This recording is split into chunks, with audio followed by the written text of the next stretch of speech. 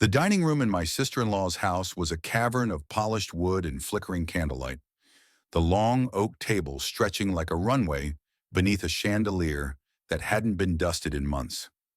10 of us were crammed around it, elbows brushing as plates of steaming food circulated, golden turkey glistening with herb-flecked butter, mashed potatoes piled high in a chipped ceramic bowl, and a tray of glazed carrots that nobody touched. The air carried the thick, sweet aroma of cinnamon apples bubbling in a pie on the counter, mingling with the savory tang of roasted meat. It was the kind of scent that should have wrapped around you like a quilt, promising comfort and nostalgia. To me, it felt like a stranger's house, a stage set for someone else's holiday. I sat at one end of the table, my chair creaking under me, the worn cushion pressing into my thighs. Across the expanse of wood and scattered napkins sat Mia, my wife of 7 years. She was radiant, her chestnut hair swept into a loose bun that looked effortless but wasn't. 2 hours in front of the mirror, I'd wager, judging by the faint smudge of foundation still clinging to her jawline. Her lips, painted a deep burgundy to match the wine in her glass, curved into a smile as she passed the gravy boat to her cousin. That glow of hers wasn't joy, though. It was armor, a carefully crafted sheen she wore to keep the world at bay. I'd seen it too many times to mistake it for happiness. The hum of conversation buzzed around us, half-slurred anecdotes from too much Merlot, the clink of forks against plates, a distant cheer from the football game blaring in the living room. My sister-in-law, Tara, was recounting some story about her toddler's latest tantrum, her voice rising over the chatter.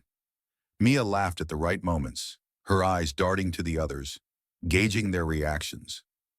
She was always performing, always the star of her own quiet show. I stayed silent, picking at a slice of turkey, the meat dry against my tongue despite the pool of gravy I'd drowned it in. Then my brother-in-law, Paul, leaned back in his chair, his broad shoulders straining the seams of his sweater. He'd had 3 glasses of wine, enough to loosen his tongue but not enough to slur. "You know," he said, smirking as he swirled his drink, "marriage is the ultimate libido killer for a guy. One day you're chasing her around the house, the next you're too tired to care." It was a throwaway line, the kind of lazy jest that floats around family gatherings like stale smoke. Tara swatted his arm, giggling. A few others chuckled, their heads bobbing in agreement. I offered a faint nod, more out of habit than amusement. Mia didn't miss a beat. She lifted her glass, the wine catching the light in a ruby shimmer, and tilted her head just so.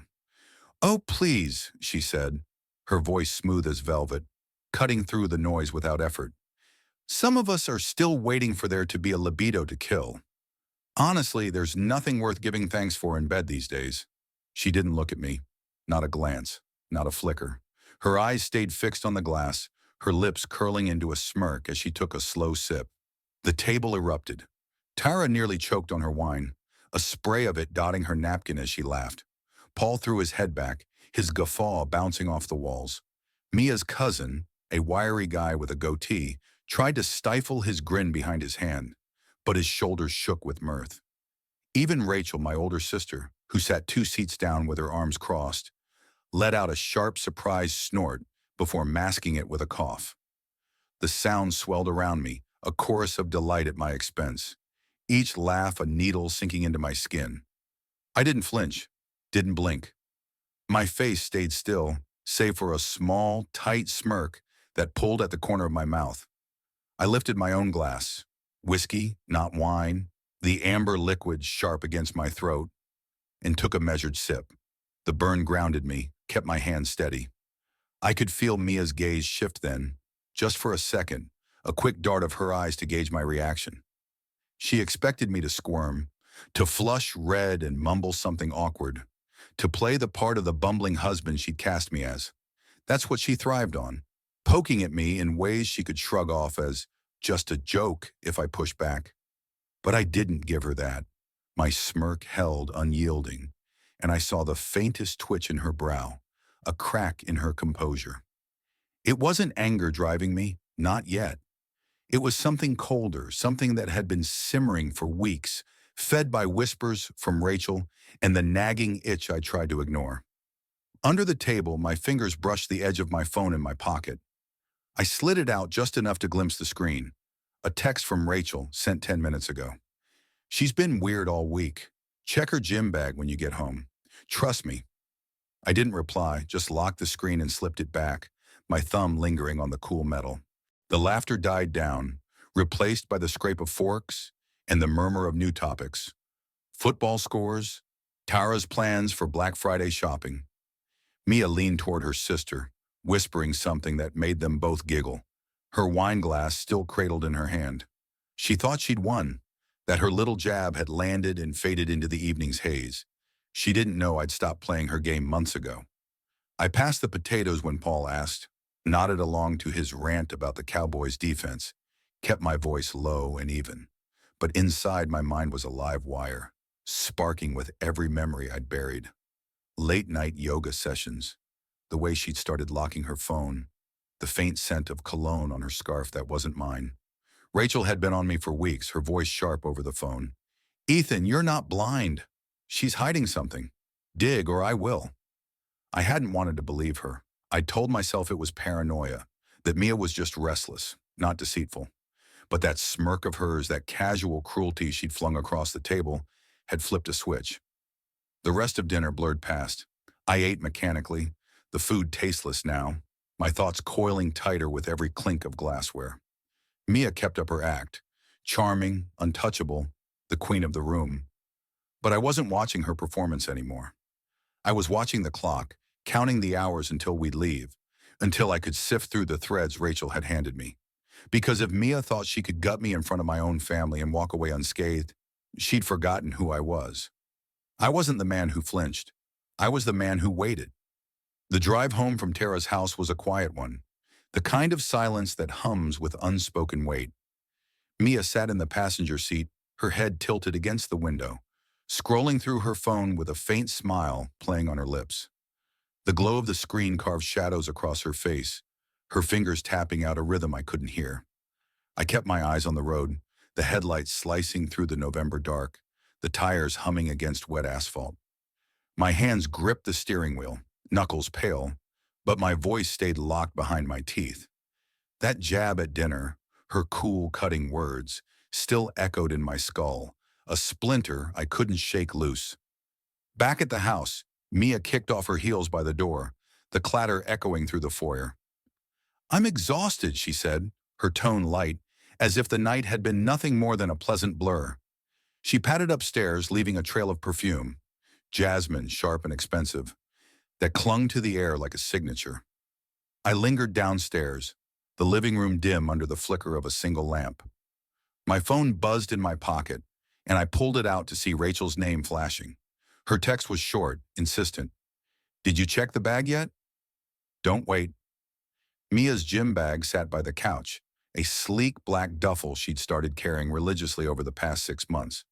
She'd claimed it was for yoga, a new obsession, she said, to find her center. I'd never questioned it, not out loud. Trust had been our unspoken deal, or so I'd thought. But Rachel's voice from our last call gnawed at me.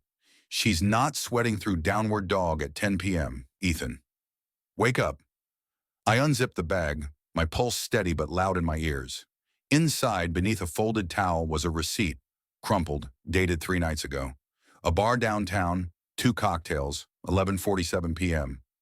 No yoga studio in sight. I didn't storm upstairs, didn't shout her name or demand answers. Instead, I slid the receipt into my wallet, zipped the bag shut, and sank into the couch. The house creaked around me, settling into the night, while my mind spun like a machine kicking into gear. Mia wasn't clumsy. She never left obvious trails, but she wasn't flawless either. That receipt was a thread, and I intended to pull until the whole tapestry unraveled. The next morning, Mia was all breezy charm, sipping coffee in a silk robe, her hair still damp from the shower. "You were quiet last night," she said, glancing at me over the rim of her mug. "Everything okay?" "Fine," I replied, my voice even, a practiced calm. "Just tired." I stirred sugar into my own cup, watching the granules dissolve. She nodded, satisfied, and went back to her phone, her thumbs dancing across the screen. I wondered who she was texting, what lies she was spinning now. But I didn't ask. Asking would tip my hand. and I wasn't ready to play it yet. Rachel showed up that afternoon, her leather jacket slung over one shoulder, her dark hair pulled into a messy ponytail. She didn't bother with small talk.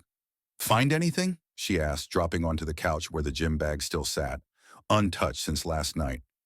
I handed her the receipt. She scanned it, her lips pressing into a thin line. "The Rusty Anchor," she said, tapping the paper. "Fancy place. Not exactly a yoga hotspot. You know who she's meeting?" "Not yet," I said, leaning against the wall, arms crossed. "But I've got a guess." "Liam?" Rachel raised an eyebrow. She'd met him once, a year ago, at a company mixer Mia had dragged me to. Liam was a designer, all sharp suits and easy charm, the kind of guy who shook your hand too long and laughed at his own jokes. I'd caught him watching Mia that night, his eyes lingering as she tossed her head back at something he'd said. I'd brushed it off then, not anymore. "Probably," I said. "She's been cagey about him, keeps mentioning work friends but never names." Rachel smirked, pulling her laptop from her bag. "Good thing I'm nosy for a living." She was a freelance journalist, the kind who could sniff out a story from a single typo. "Give me an hour. I'll see what I can dig up." While she worked, I moved through the house like a ghost, cataloging the cracks I'd ignored. Mia's sudden interest in late-night errands, wine runs she called them, though I rarely saw the bottles. The way she'd started locking her phone, claiming it was just habit. The faint whiff of cedarwood cologne on her coat last week, a scent I didn't wear. Each piece slotted into place, a puzzle I hadn't wanted to solve until now. Rachel called me back to the couch, her screen glowing with an open email, one from Mia's work account, left logged in on our shared laptop weeks ago. "She's sloppy," Rachel said, scrolling. "Look at this." The message was to Liam, time-stamped 2 months back. "You make me forget I'm even married." Drinks tomorrow. Another a week later. "Wish I could stay longer. Hate leaving you." Nothing explicit, nothing damning on its own, but enough to twist the knife. I read them twice, not out of shock, but to memorize the cadence of her deceit. My chest tightened, not with rage, but with a strange, cold clarity. "She thinks I'm too dull to notice," I said, my voice low. "She thinks you're too safe to care," Rachel corrected, shutting her laptop. "What's your move?" "Not confrontation," I said, pacing to the window. Outside, the sky was a flat gray, heavy with the promise of rain. She'd just deny it, spin some story. I need more. Rachel nodded, pulling a USB drive from her pocket. "Then let's get it. I've got an app. Records calls, tracks locations. Plug it into her phone for 5 minutes, and we'll have everything." I took the drive, its weight slight but solid in my palm. That night when Mia showered, I slipped into the bedroom, her phone resting on the nightstand. The lock code was still our anniversary, ironic but useful. I connected the drive, watched the progress bar creep forward, and disconnected it just as the water shut off. She emerged in a towel, humming, oblivious. Over the next week, the data trickled in. Call logs, GPS pings, snippets of conversations. Liam's voice, smooth and teasing, filled my headphones one night. "Miss me yet?" Mia's laugh, bright and unguarded, followed. "Always." I didn't flinch. I listened, planned, and waited. Money shifted from our joint account to a private one I'd opened under my name. Mail rerouted to my office. Every step was quiet, deliberate, a web tightening around her while she smiled across the breakfast table, thinking she held all the strings. Rachel was right. I wasn't blind anymore. And Mia? She had no idea the man she'd mocked was already 3 moves ahead. Mia's birthday loomed like a deadline, a perfect pivot point. I'd spent weeks watching her weave her web, late-night calls masked as client meetings, quick glances at her phone she thought I didn't see, the way her laughter sharpened when Liam's name came up in passing. Rachel's tech had given me a front-row seat to it all, location pings placing her at a boutique hotel downtown, voice clips of her murmuring, "You're my escape," to him over a crackling line. I didn't let it fester into bitterness. Instead, I channeled it, crafting a plan as precise as the code I wrote for work. I booked a cabin an hour outside the city, a modern retreat perched on a wooded hill, its walls all glass and steel, reflecting the pines in jagged shards of green. I pitched it to Mia as a romantic reset, a chance to reconnect. She bought it instantly, her eyes lighting up over dinner when I showed her the photos. "Ethan, this is gorgeous," she said, her voice dripping with a sweetness I hadn't heard in months. "You're full of surprises." I smiled, letting her think she'd read me right, while my mind ticked through the details already in motion. The drive-up was almost serene. Mia lounged in the passenger seat, her legs crossed, humming along to a playlist she'd curated. Soft indie tracks that felt performative, like everything else about her lately. The sun dipped low, painting the sky in streaks of orange and bruised purple, and she reached for my hand at a stoplight, her fingers cool against mine. "This is exactly what we need," she said, squeezing lightly. I nodded, my grip firm but distant, my other hand resting near the glove box where Rachel's recorder still sat, its tiny red light long since faded, but its files safely uploaded. When we arrived, the cabin glowed against the dusk, its sharp angles cutting into the forest's softness. Mia stepped out, her boots crunching on gravel, and let out a delighted gasp. "It's even better in person," she said, spinning to face me, her scarf fluttering in the chill. I carried our bags inside, the space opening into a sleek expanse of hardwood and leather furniture, a stone fireplace dominating one wall. She wasted no time, lighting candles from her purse, pouring wine from a bottle she'd packed, her movements fluid, rehearsed. The room filled with the flicker of flames and the tang of Pinot Noir, a scene she'd orchestrated to perfection. I let her settle into it, watching from the kitchen island as she kicked off her shoes and sank into the couch, glass in hand. "You've outdone yourself," she called, her tone playful. "What's next? A serenade?" I chuckled, pouring myself a whiskey from the bar cart, the amber liquid glinting in the low light. "Something like that," I said, my voice steady, carrying an edge she didn't catch. At 7:15, I set my drink down and crossed to the side table near the window. "I've got a surprise," I said, reaching for the slim folder I'd tucked beneath a stack of coasters. Mia sat up, her smile widening. "Oh, should I brace myself?" "You should be honest," I replied, placing the folder on the coffee table with a soft thud. Her grin faltered, her eyes narrowing as she clocked the shift in my tone. "What's that supposed to mean?" she asked, her voice thinning. I opened the folder, spreading its contents across the glass surface. Printouts of her call logs, a grainy photo from a hotel lobby camera Rachel had sourced, a timeline of her yoga nights that ended in Liam's neighborhood. "This is what I know," I said, my words measured, each one landing like a stone. "Every dodge, every half-truth. You've been busy, Mia." She froze, her glass trembling in her hand, the wine sloshing against the rim. "Ethan, what is this?" she stammered, her gaze darting between me and the papers. "Proof," I said simply, stepping back to lean against the island. "But it's not just for me. Someone else deserves to see it too." Her head snapped up, confusion twisting her features. "What do you mean, someone else?" Before I could answer, headlights swept across the glass walls, tires grinding against the driveway. Mia stood, her breath catching as a figure emerged from the car. Sophie, Liam's ex-wife, her silhouette sharp in jeans and a dark coat.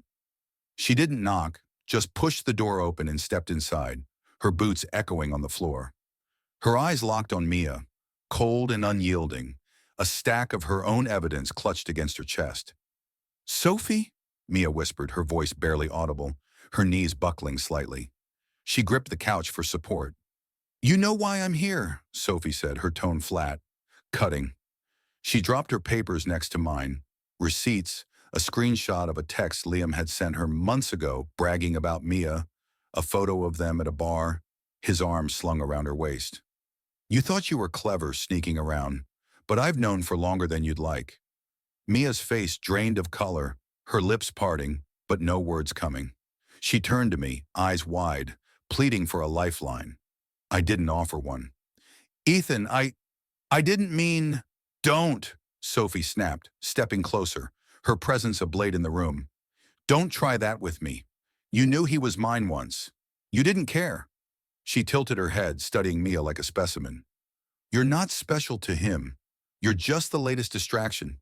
I stayed silent, letting Sophie's words sink in, my arms crossed as I watched Mia unravel. She tried to rally, her voice shaking. It wasn't planned. It just happened. He made me feel alive, Sophie finished, her laugh bitter. Save it. You chose this, every step, and now you get to own it. Mia's shoulders slumped, her hands twisting in her lap. She looked at me again, desperate. Ethan, say something. Tell her to leave. I shook my head, slow and deliberate. Number. You don't get to direct this scene. Not anymore. The air thickened, the candles flickering as the tension coiled tighter. Sophie glanced at me, a nod of acknowledgement, then back at Mia. You've got nothing left to hide behind, she said, her voice low. So listen. Outside, the wind rattled the glass, a distant howl threading through the silence. Mia stood there, cornered, her perfect night shattered, not by screams or fists, but by the quiet weight of truth pressing down from every side. The cabin's glass walls seemed to close in as Sophie's words hung in the air, sharp and final. Mia stood rooted to the spot, her hands trembling, the wine glass abandoned on the table, its contents pooling into a dark stain on the wood. Her eyes darted between us, Sophie's unyielding stare, my quiet detachment, like a trapped animal searching for an exit that didn't exist. The silence stretched, broken only by the faint crackle of the fireplace and the wind clawing at the trees outside. I didn't wait for her to find her footing. I'm done here, I said, my voice low but firm, cutting through the tension. I grabbed my coat from the chair, the leather cool against my fingers, and turned to Sophie. You've got this? She nodded, her jaw tight, her gaze still pinned on Mia. Yeah, she's not slipping out of it this time. Her tone carried a steel I recognized, not vengeance, but the resolve of someone reclaiming what deceit had stolen. I didn't look back at Mia as I stepped outside, the night air biting at my face, the gravel crunching under my boots. The car's engine roared to life, and I drove away, the cabin shrinking in the rearview mirror until it was just a speck of light swallowed by the forest. I didn't head home. The house, our house, felt like a museum of lies, its rooms stuffed with memories I no longer trusted. Instead, I checked into a motel off the highway, a squat building with peeling paint and a neon sign that buzzed faintly. The room smelled of stale coffee and bleach, but the bed was firm, the sheets crisp. I ordered a burger from a diner across the street, the grease soaking through the paper bag, and ate it in silence. The hum of the TV in the background, a dull companion. Sleep came fast, deep and untroubled. The first real rest I'd had in months. By morning, my phone showed 7 missed calls, 4 from Mia, 3 from Tara. No messages, just the digital echo of their panic. I didn't call back. Instead, I dialed Rachel, her voice crackling through the line after 2 rings. How'd it go? She asked, skipping the pleasantries. She's cornered, I said, leaning against the motel window, watching a truck rumble past. Sophie brought her own proof. It's over. Good, Rachel said, a note of satisfaction in her tone. What's next? Space, I replied. I'm not filing anything yet, just stepping back. I'd already moved half our savings, rerouted my mail, secured what I could. But divorce felt too final, too loud for the quiet I craved now. Rachel didn't push, just murmured, "Stay with me if you need to," before hanging up. The days that followed blurred into a strange limbo. I crashed at Rachel's apartment in the city, a cluttered space with bookshelves sagging under the weight of her research. Mia's texts trickled in. Please at first. I never meant to hurt you. Then deflections. We can talk this out, can't we? I left them unanswered, their words hollow against the evidence I'd seen. Rachel kept me updated through her network. Liam had cut Mia off within a week, his calls to her going silent, his social media scrubbed of any trace. He's a coward, Rachel said over coffee one morning, her mug steaming between her hands. Bolted the second it got messy. I nodded, stirring cream into my own cup. She picked a winner. A month later, I saw Mia again. It was unplanned, a chance collision at a corner cafe near my office. I'd stopped in for a black coffee, the barista's chatter a low hum as I waited by the counter. She was at a table near the window, alone, her coat draped over the chair beside her. She looked thinner, her hair pulled back in a loose knot, her eyes shadowed with fatigue. Our gazes met and she froze, her spoon clinking against her cup mid-stir. "Ethan," she said, her voice small, almost swallowed by the room's ambient noise. She stood hesitant, like she wasn't sure her legs would hold. "Can we talk?" I took my coffee from the counter, the heat seeping through the paper sleeve, and walked over, stopping a few feet away. "What's left to say?" I asked, keeping my tone even. My stance relaxed. "I messed up," she said, her hands twisting together. "I know that. I just, I don't want it to end like this. We could try again." I studied her, the faint tremble in her lip, the way she avoided my eyes, the plea woven into her posture. It wasn't remorse I saw. It was fear, the kind that comes when the stage lights dim and the audience walks away. "Mia," I said, slow and deliberate, "I'm not angry. I'm not even hurt anymore. I just don't need you." Her breath hitched, a flicker of something, shock maybe, crossing her face. "You don't mean that," she whispered. "I do," I said, taking a sip of my coffee, the bitterness grounding me. "You made your choices. Live with them." I turned and left, the bell above the door chiming as it swung shut behind me. She didn't follow. Life settled into a new rhythm after that. I took on freelance coding projects, working from Rachel's spare room or quiet cafes, the steady click of my keyboard a lifeline. The house went on the market, too many ghosts in its walls, and I moved into a small loft downtown, its bare brick and high windows a blank slate. Mia faded from my orbit, her calls stopping, her presence reduced to a shadow I no longer chased. One evening, months later, Rachel dropped by with takeout, spicy noodles and cold beer. We sat on my balcony, the city sprawling below in a haze of lights. "Heard from Tara," she said, cracking open a bottle. "Mia's living with a friend now. Liam's gone dark. Guess she's figuring it out alone." I shrugged, the noodles warm against my tongue. "She'll survive, always does." Rachel tilted her head, studying me. "And you? You good?" I leaned back, the night air cool against my skin, the beer bottle sweating in my hand. "Yeah," I said, and meant it. "I'm free." The skyline glittered, indifferent and vast, and for the first time in years, I felt the weight lift, not with fanfare, but with the soft certainty of a chapter closed. Mia had wanted a spotlight. I'd found peace in the quiet, and that I realized was enough.